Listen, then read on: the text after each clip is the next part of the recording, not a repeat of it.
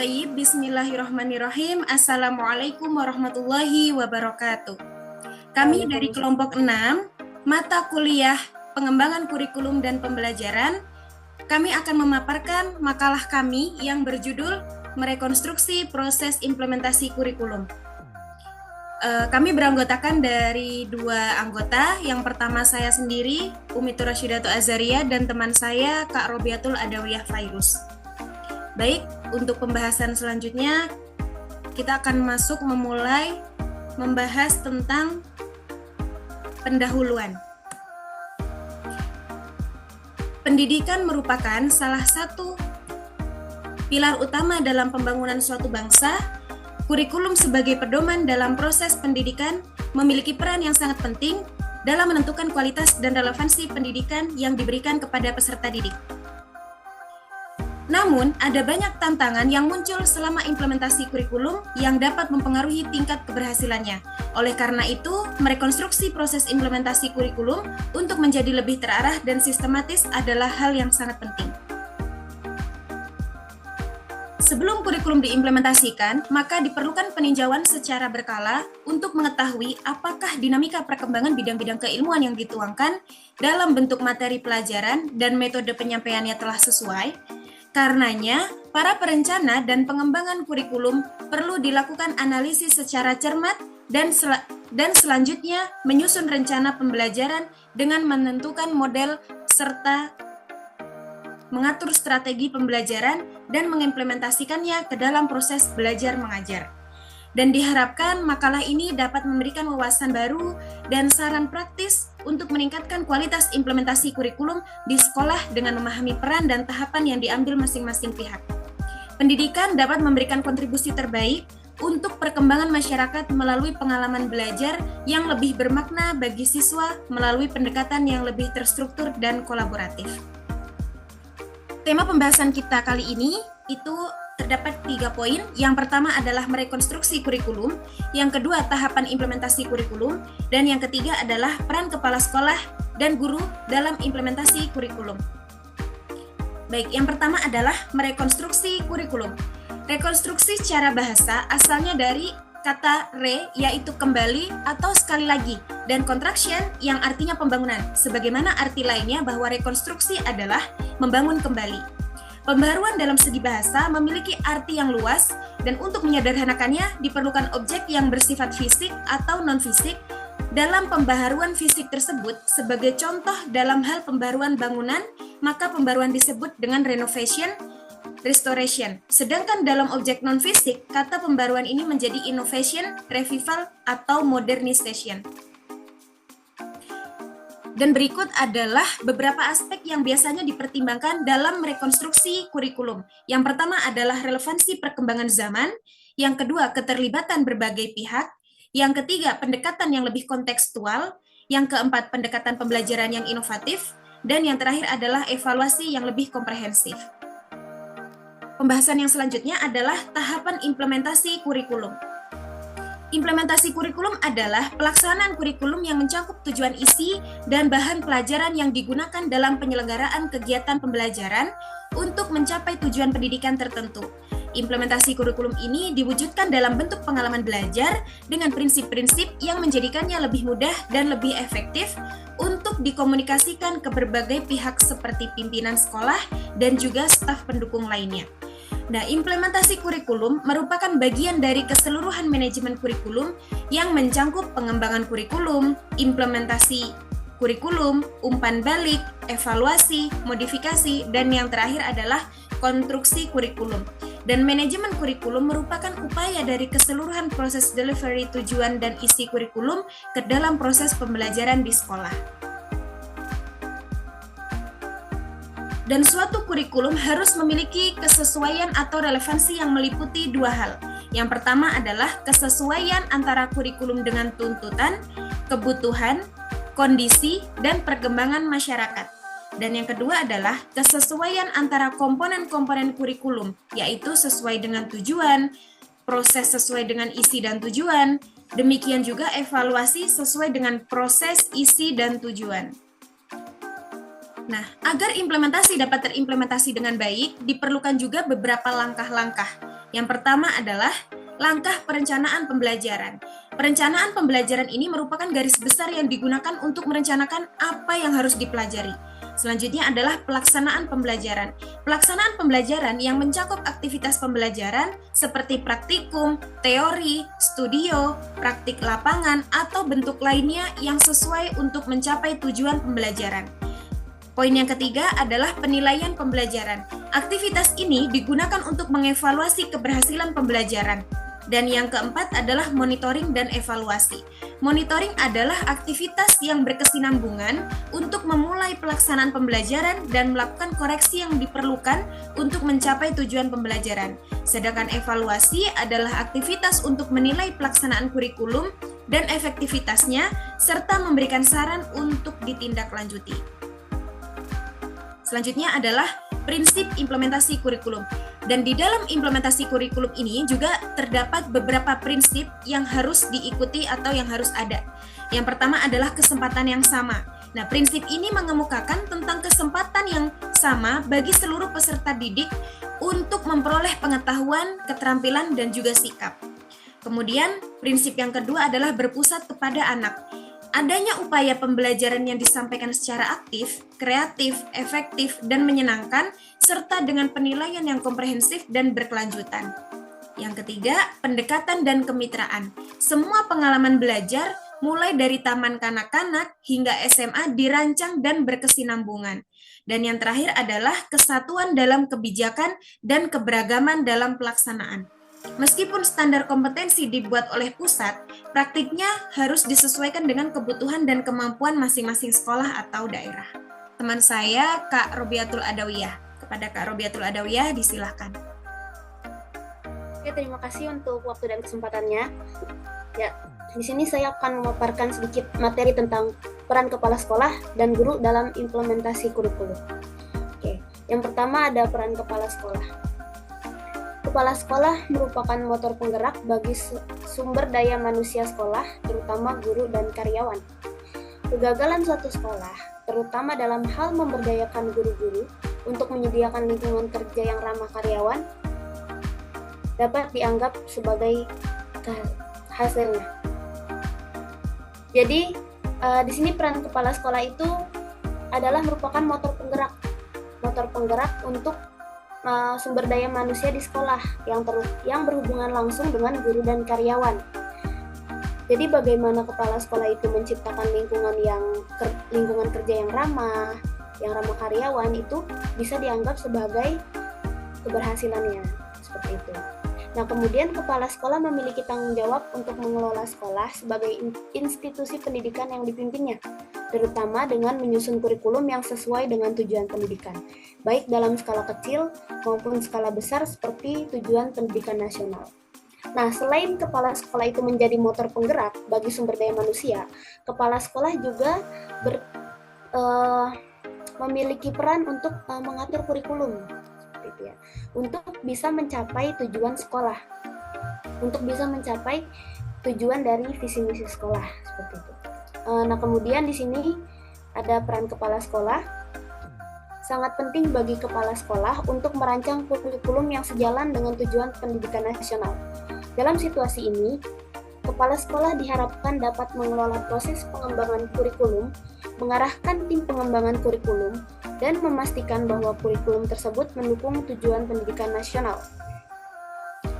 Peran kepala sekolah dalam implementasi kurikulum sangat penting dan melibatkan beberapa fungsi yang saling terkait dan tugas kepala sekolah yang diatur oleh Kemendikbud nomor 0489/1992 dan Kemendikbud nomor 054/U/1993 menyebutkan bahwa kepala sekolah mempunyai tugas 1.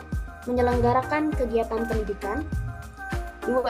Membina siswa, 3. Melaksanakan bimbingan dan penilaian bagi guru dan tenaga pendidikan, 4. Menyelenggarakan administrasi sekolah, 5. Merancang pengembangan, pendayagunaan, dan pemeliharaan sarana dan prasarana, 6. Melaksanakan hubungan sekolah dengan lingkungan orang tua, dan masyarakat. Oke. Ya. Kemudian di sini ada peran guru. Peran guru dalam implementasi kurikulum. Guru adalah fasilitator utama di sekolah dan bertanggung jawab untuk mengembangkan, menggali, dan mengoptimalkan potensi peserta didik untuk menjadi anggota masyarakat yang beradab. Sebagai orang yang secara langsung berhadapan dengan peserta didik, guru dapat berperan sebagai perencana, desainer, dan implementator pendidikan dalam sistem pembelajaran. Seorang guru diharapkan mampu bersikap aktif dan semangat, kreatif, inovatif, serta terampil guna menjadi fasilitator penggerak perubahan di sekolah.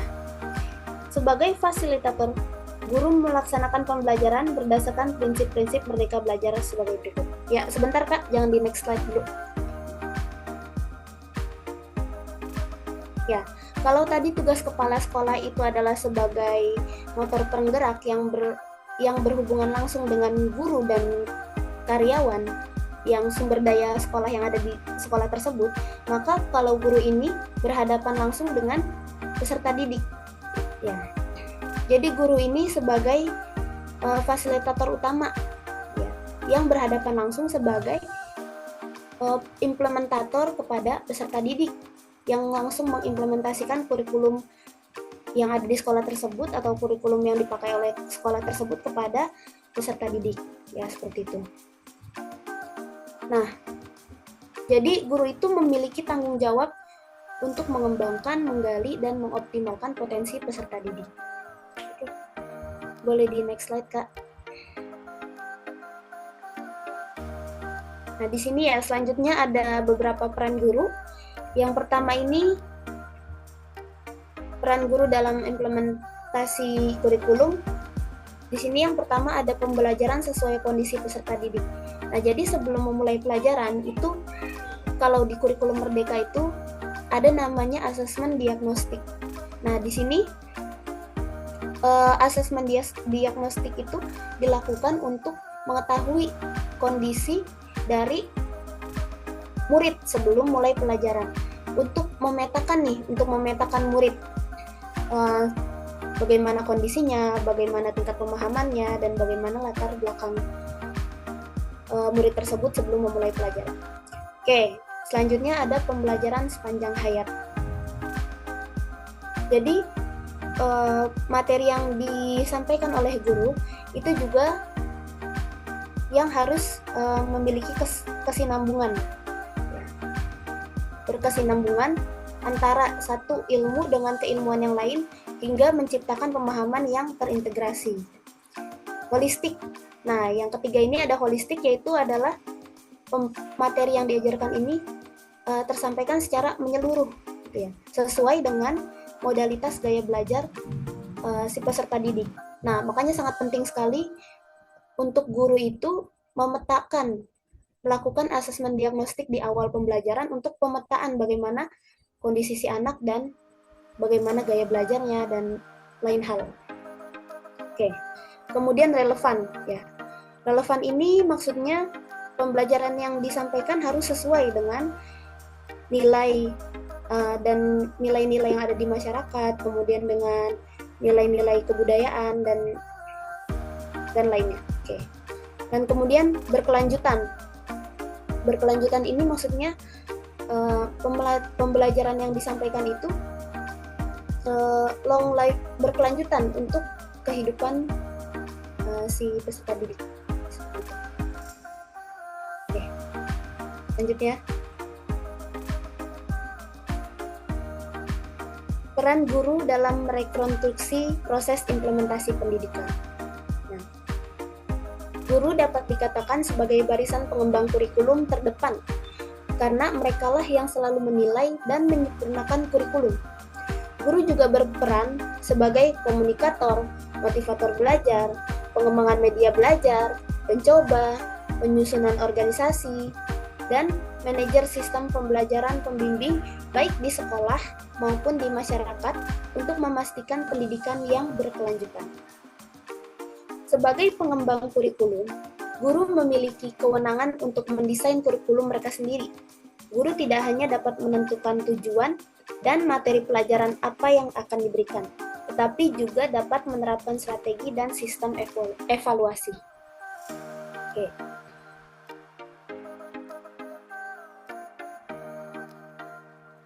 Ya, di sini ada menurut Murray Finn ada 4 peran guru dalam pengembangan kurikulum ya. Yang pertama itu menjadi implementers, yang kedua menjadi adapters, menjadi developers, dan menjadi researcher. Oke. Yang pertama, guru sebagai implementers. Guru hanya dapat menggunakan kurikulum yang dibuat oleh pemerintah. Mereka tidak memiliki kebebasan untuk memilih isi atau tujuan kurikulum. Nah, jadi yang pertama ini guru hanya sebagai pelaksana kurikulum. Nah, kemudian yang kedua adapters. Peran guru sebagai pelaksana kurikulum ini lebih luas dari peran guru sebagai implementer. Dalam peran ini, guru dapat menyesuaikan kurikulum dengan keadaan dan kebutuhan siswa di suatu wilayah. Jadi karena guru ini berhadapan langsung dengan siswa, jadi mereka tahu nih bagaimana kondisi yang dibutuhkan di suatu wilayah tersebut atau di suatu sekolah tersebut, karena tidak semua sama ya, sama rata. Kondisi peserta didik itu berbeda wilayah atau berbeda keadaan, itu akan berbeda kebutuhannya juga. Nah, kemudian ada developers. Peran guru sebagai pengembang kurikulum dikenal sebagai developer. Dalam peran ini, guru memiliki kemampuan untuk membuat kurikulum yang sesuai dengan tujuan dan visi sekolah. Nah, kemudian setelah tadi ya adapters itu ya, setelah tadi guru itu menyesuaikan dengan kondisi murid yang atau siswa atau peserta didik yang diajarkan, kemudian guru itu bisa sebagai developer. Dia bisa mengembangkan kurikulum, bagaimana kurikulum yang dibutuhkan pada suatu tempat tersebut, seperti itu. Nah, kemudian ada researchers ya. Yang terakhir, sebagai researchers, untuk meningkatkan kinerjanya sebagai seorang guru, guru profesional harus memulai meneliti kurikulum untuk meningkatkan kualitas pembelajaran. Ya, dari tadi implementers, adapters, developers, nah kemudian yang terakhir researchers, itu dilakukan juga untuk adanya evaluasi, kemudian diteliti juga bagaimana kurikulum yang sesuai, seperti itu. Selanjutnya, ada peran kepala sekolah dalam merekonstruksi proses implementasi pendidikan. Nah, di sini ada kepala sekolah memiliki peran yang sangat penting dalam pengembangan kurikulum.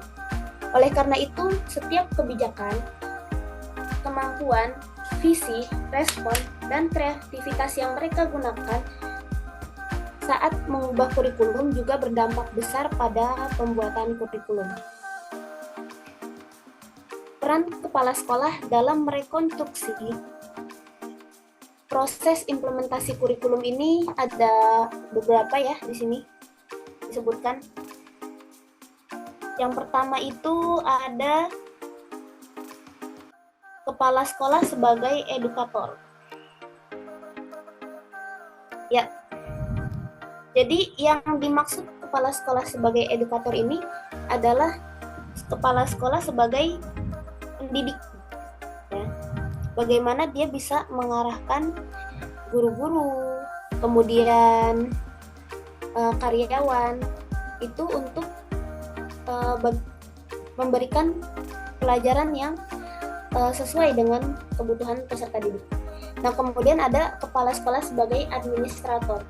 Nah, kepala sekolah sebagai administrator ini yaitu kepala sekolah itu bagaimana dia bisa mengarahkan guru-guru untuk membuat administrasi yang baik, mulai dari administrasi pembelajaran sampai ke hal-hal yang bersifat manajerial. Kemudian kepala sekolah sebagai supervisor. Nah, ini ya, supervisor ini sangat penting ya, karena untuk mensupervisi ya dari kegiatan pelaksanaan pembelajaran pada guru-guru. Kemudian kepala sekolah sebagai manajer. Nah, bagaimana kepala sekolah ini bisa memanage kepala sekolah yang dipimpinnya. Kemudian kepala sekolah sebagai leader. Nah, sebagai leader ini kepala sekolah juga mempunyai sifat-sifat pemimpin ya, yang tercermin dalam sikap pribadi seperti jujur, kemudian dapat bisa dipercaya, agar menjadi contoh dari pimpinan yang baik. Gitu. Ya, kemudian ada kepala sekolah sebagai inovator. Nah, bagaimana kepala sekolah ini bisa melakukan pembaruan dalam program sekolah ataupun juga dengan rencana pembelajaran ke depan. Nah, kemudian ada kepala sekolah sebagai motivator. Bagaimana kepala sekolah itu bisa memotivasi anggotanya. Ya. Selanjutnya ada kesimpulan. Merekonstruksi kurikulum merupakan upaya vital. Anak usia sekolah berjumlah sangat banyak, walaupun mereka secara ekonomi tidak dianggap produktif. Namun, bila tidak mendapatkan kesempatan pendidikan layak, akan menjadi devian sosial yang sangat berbahaya. Dalam rangka implementasi kurikulum, terdapat beberapa langkah dan strategi penguatan yang perlu dilakukan. Strategi tersebut meliputi langkah-langkah penguatan perencanaan implementasi, sumber daya utama dan pendukung, proses pembelajaran di sekolah, serta kegiatan monitoring dan evaluasi. Guru, kepala sekolah, sarana dan prasarana, serta iklim atau budaya sekolah, dan partisipasi semua pihak terkait sangat berperan dalam pencapaian keberhasilan implementasi kurikulum.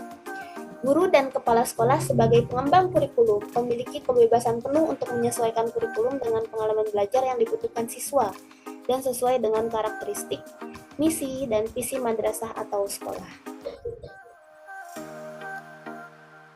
Ya, sekian dari kami. Saya kembalikan kepada Kak Umi. Baik, terima kasih Kak Robiatul Adawiyah yang sudah memaparkan materi dari kelompok 6. Baik, terima kasih. Mungkin cukup sekian apa yang dapat kami sampaikan. Semoga apa yang kami paparkan dan kami sampaikan bisa bermanfaat untuk rekan-rekan semua yang melihat video ini dan terkhusus untuk tugas UTS kami. Mungkin cukup sekian yang dapat kami sampaikan. Kami mohon maaf apabila ada salah kata ataupun sikap. Akhirul kalam, wassalamualaikum warahmatullahi wabarakatuh.